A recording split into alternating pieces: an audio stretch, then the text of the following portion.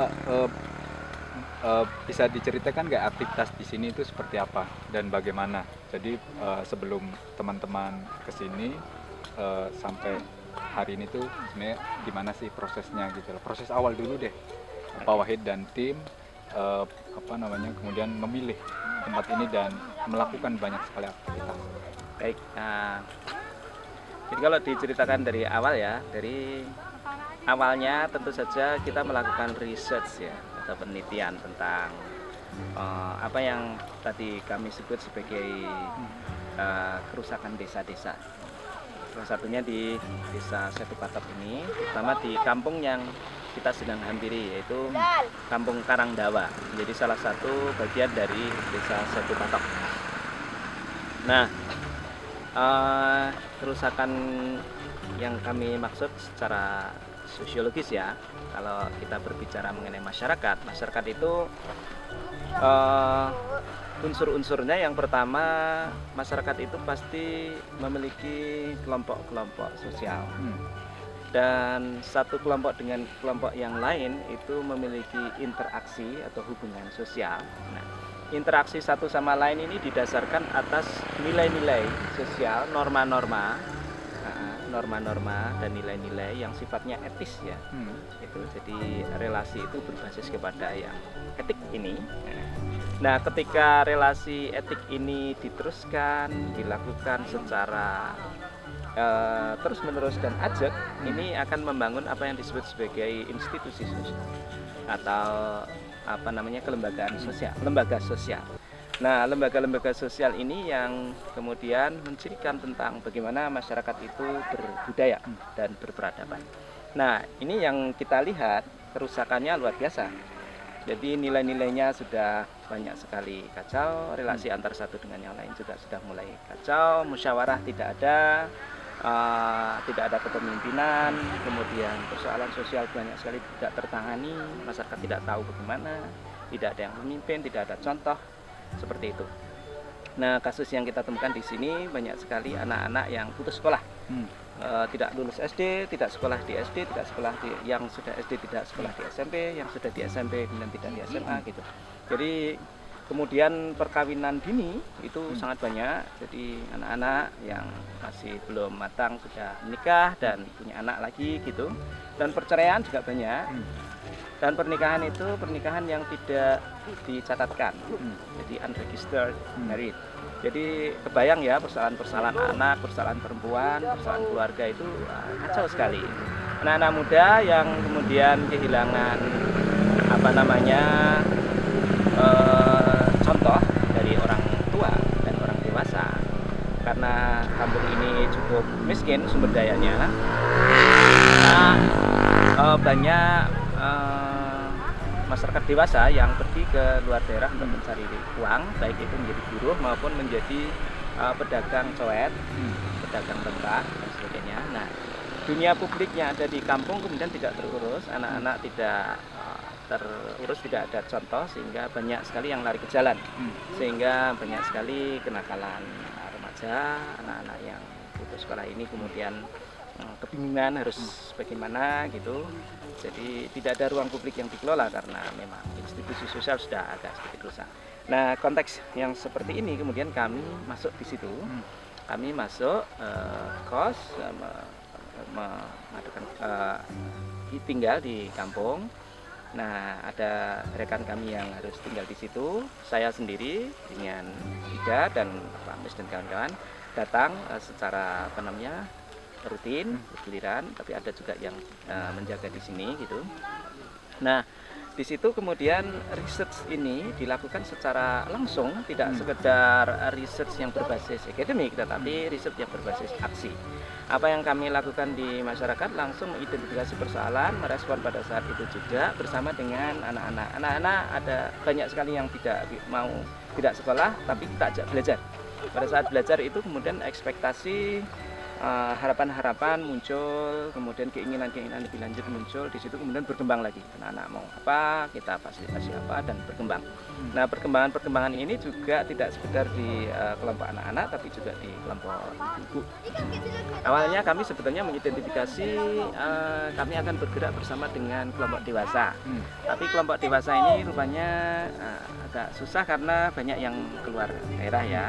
Jadi kemudian kita beralih ke anak-anak muda yang sudah cukup dewasa, tapi belum nikah, anak-anak muda. Nah, kami sempat beraktivitas bersama mereka dan kami berharap mereka bisa menjadi bagian dari aktor-aktor yang penting. Tapi ternyata itu juga sulit karena mereka sudah terbebani untuk pengen bekerja, mencari duit dan sebagainya. Akhirnya kami juga pada saat yang sama bekerja sama dengan ibu-ibu. Ibu-ibu ini sebagai agensi sosial yang lain selain anak muda dan orang tua tadi itu cukup pada saat itu ada KWT atau kelompok wanita tani. Kami bergabung dengan salah satu dari pengurus KWT itu bergabung dengan kami dan kami menjadi ada harapan untuk itu. Namun ternyata juga tidak mudah untuk menggerakkan bersama dengan organisasi lain yang sudah established bersama dengan pemerintah. Dan kebetulan juga kemudian agak susah ya menggerakkan itu. Jadi kemudian kami justru tertolong dan kami memilih dengan sadar tentang subjek atau agensi yang penting ini adalah anak-anak itu sendiri. Jadi anak-anak ini untuk merespon kerusakan struktural di kampung ini justru ini cukup menjanjikan. Jadi kami buka sekolah. Sekolah Alam Wangsakerta ini sebetulnya bukan untuk menjadi sekolah seperti sekolah secara konvensional ya. Ini adalah sekolah transformasi sosial. Sekolah yang menginginkan supaya teman-teman yang belajar di sini itu adalah menjadi bagian dari aktor-aktor penting yang merespon terhadap persoalan lingkungan. Nah, jadi di sini sekolah ini juga tidak kami batasi untuk anak-anak kecil atau level SD, SMP, SMA itu tidak. Kami membangun ruang belajar ini untuk siapapun dan mengundang siapapun untuk bisa ikut belajar dan bekerja untuk penguatan kampung ini. Nah gitu. Jadi awal mulanya seperti itu. Nah, riset sambil bergerak atau riset aksi ini kami lakukan terus-menerus sambil membaca situasi, sambil melihat aktor-aktor yang paling penting dan kemudian kita merespon. Terus-menerus itu yang kami maknai sebagai riset aksi dan mengundang mereka untuk berpartisipasi di dalam kegiatan-kegiatan untuk memperbaiki desa mereka sendiri. Riset aksi partisipatori. Berarti seperti itu kalau mau konseptualisasi. Nah, jadi awal mulanya seperti itu sampai kemudian kami membangun area ini yang ini sebetulnya juga sejak awal sudah kita inisiasi dan kita kerjakan. Tapi kemudian sedikit demi sedikit dari kebutuhan dan perkembangan anak-anak itu sendiri kemudian memperluas lahan ini, mengembangkan dan kemudian mengundang banyak publik untuk turut serta berpartisipasi juga. Jadi kesadaran emansipatoris dan partisipatif itu diundang tidak hanya sekedar dari aktor-aktor yang paling dekat di desa, tapi juga dari kawan-kawan saya. Nah, strateginya melalui didahului oleh riset aksi dulu, baru melibatkan subjek penggerak, ada ibu-ibu, terus ada anak-anak, anak remaja dan itu udah berapa lama Pak prosesnya dan bagaimana perkembangannya dari awal sampai hari ini? Oh ya, kira-kira kalau kami bergerak di sini mulai tahun 2017. 2017. Ya. Berarti ada 3 tahun. Ya, 3 tahun jalan. 3 tahun ini. Nah, 3 tahun jalan ini. Nah, dari tahun ke tahun, alhamdulillah ini cukup berkembang. Artinya mendapatkan respon dan sebetulnya konsep utamanya itu adalah membangun sekolah atau sekolah alam atau ruang pendidikan ini sebetulnya adalah membangun ruang untuk belajar dan belajar ini bukan untuk belajar ini bukan untuk menumpuk ilmu, belajar ini bukan untuk individu, tapi belajar ini sebetulnya adalah untuk mengembangkan kampung, mengembangkan desa. Jadi konsep dari sekolah ini adalah tidak memisahkan antara ruang belajar dengan kehidupan. Kehidupan dalam konteks ini adalah kehidupan kampung, kehidupan desa. Jadi sebetulnya dalam 3 tahun ini kami juga sebetulnya ingin supaya respon dari desa itu bisa bekerjasama dengan kita dan melakukan pemetaan sumber daya yang ada di desa, karena sebetulnya kekuatan desa itu nanti selain dari masyarakat sipil, anggota-anggota kelompok masyarakat yang bergerak untuk memproteksi dirinya, itu juga sebetulnya nanti akan diperkuat oleh keputusan-keputusan desa. Nah, kalau desa mempunyai database mengenai sumber daya, baik itu sumber daya tanah, sumber daya air, sumber daya manusia, sumber daya alam yang lain, itu menjadi bagian dari data yang penting yang ada di database desa, maka database desa ini bisa memimpin desa untuk membangun perencanaan-perencanaan program desa dan budget mereka sehingga sangat sesuai dengan kebutuhan. Nah, ini yang kita lihat desa-desa itu masih mempunyai kelemahan.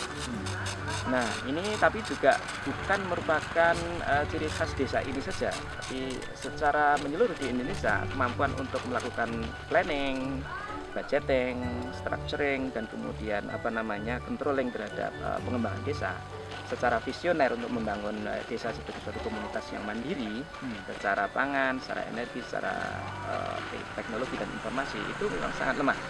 Jadi gambarannya di Indonesia ini ada sekitar 70.000 desa dan kelurahan, tetapi kurang lebih sekitar 450 sampai 500 desa yang baru melakukan kegiatannya itu berdasarkan perhitungan data yang benar.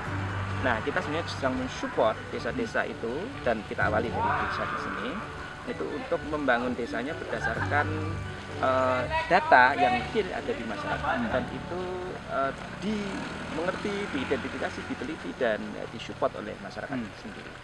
Nah, sebetulnya sekolah ini adalah bagian dari rancang bangun strategi untuk membangun kekuatan desa.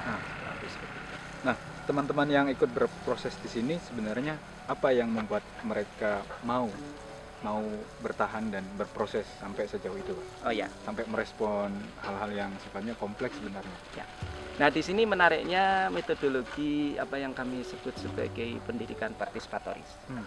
Pendidikan partisipatoris itu adalah pendidikan yang melibatkan subjek belajar untuk untuk melakukan perencanaan bersama, proses bersama, pilihan bersama yang didasarkan atas pengalaman hidup mereka. Nah, apa dampaknya? Dampaknya luar biasa. Kalau kita bandingkan dengan sekolah-sekolah konvensional di model-model sekolah formal, itu anak-anak yang sekolah secara alternatif dengan metode partisipatoris ini mereka mempunyai atau mendapatkan dampak baik intelektual maupun afeksi secara emotif ya, itu sangat tinggi. Dimana ketika mereka tidak percaya diri, ketika mereka menawarkan aktivitas yang mereka butuhkan dan itu bisa mereka lakukan, kepercayaan diri menjadi bertambah.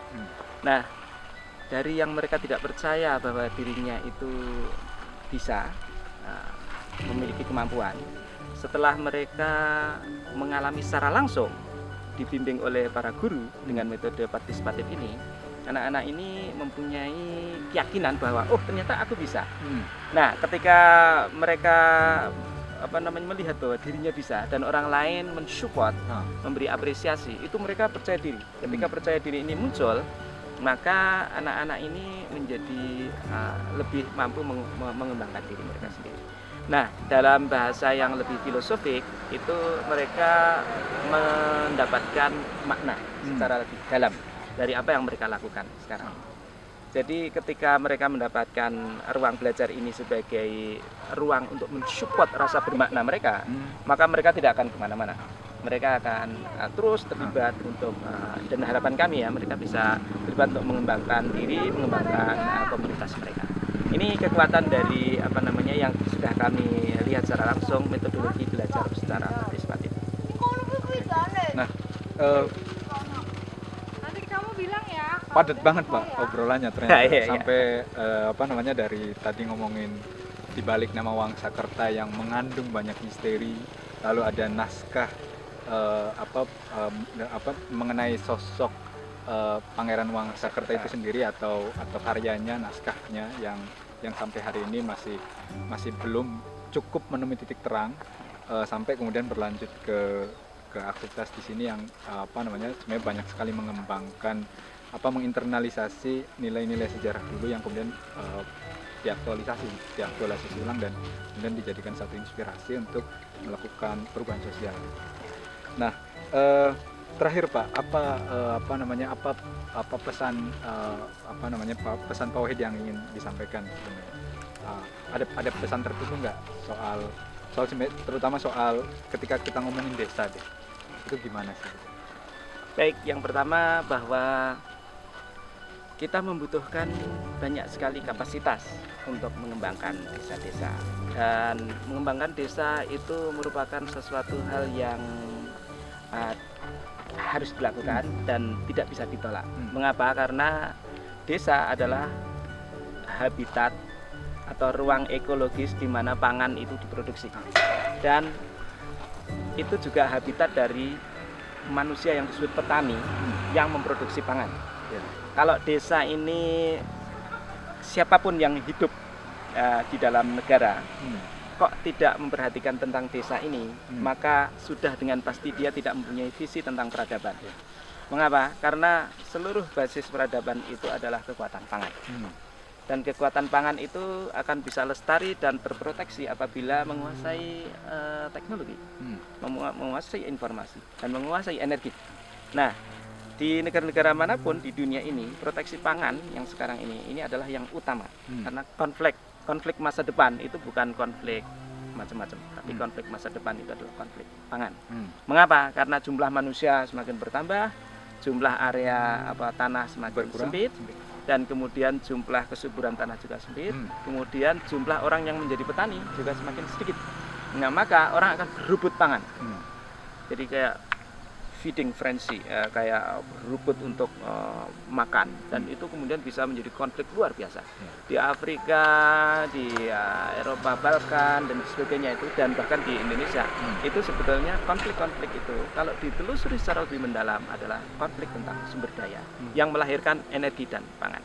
Soal alasan agama, etnis, sara itu alasan permukaan. Alasan yang mendasarnya adalah kelestarian hidup. Nah, jadi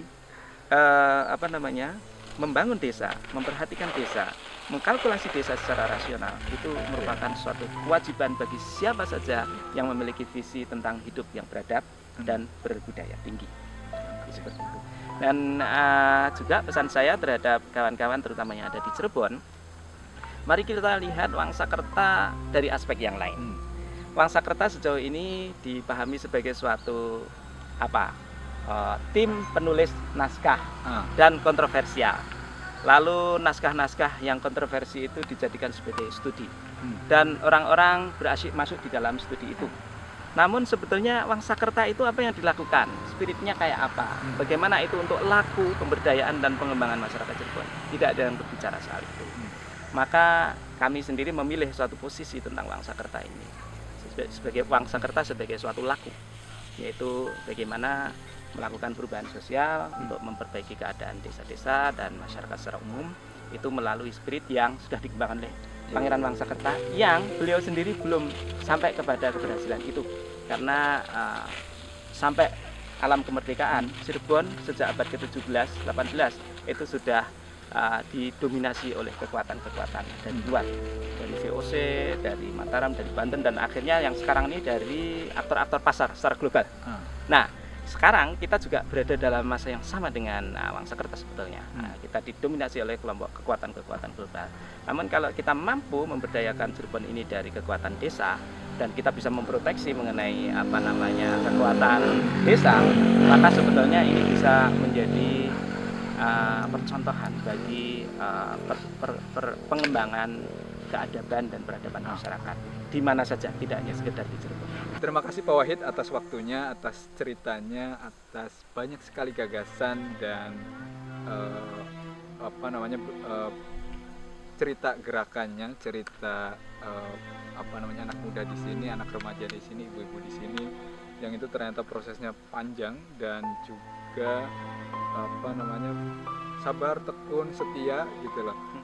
Jadi saya jadi punya satu inspirasi tersendiri bagi saya bahwa apalagi ini di tengah situasi yang mencemaskan, yang apa namanya situasi yang eh, kita dibayangi oleh pandemi gitu loh, dan kita sepertinya itu melihat sendiri bagaimana eh, desa lah yang satu-satunya kekuatan apa namanya kekuatan yang dimiliki oleh dunia saat ini.